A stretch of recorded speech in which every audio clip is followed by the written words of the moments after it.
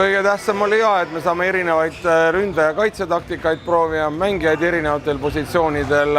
Proovisime erinevaid kaitsevariante, proovisime rünnakul mängida ka arvulist ülekaalu, mis kohati päris hästi välja tulid. Aga selge see, et nüüd nägime oma niisugused nõrgad kohad ära, mille peal tuleb veel kõvasti tööd teha ja siis on kindlasti edasiminek tulemas. Kuna trenni oleme hästi teinud ja pallitrenne vähe teinud, siis iga mänguga läheb asi paremaks.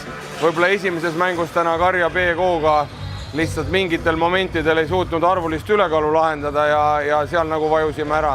Aga õnneks viimaseks mänguks suutsime jälle nagu oma taset tõsta ja veidi jälle paremad olla.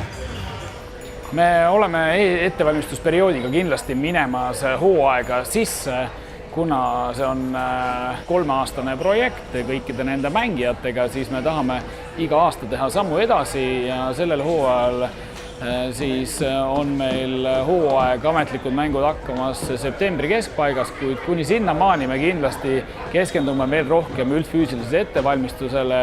Ka terve sellel hooajal paneme prioriteedi selleks, et mehed ette valmistada järgmiseks hooajaks, et me saaksime järgmist hooaega alustada suvel veel kõrgemalt ja siis juba 3. hooajal saaksime panna nii-öelda täisgaasi sisse ja siis juba lustida nii, nagu me tegelikult soovime, et mehed oleks tugevamad, kiiremad ja mängiksid sellist käsipalli, nagu meie ja võib-olla pealtvaatajad näha tahaksid, ehk siis euroopaliku mängu.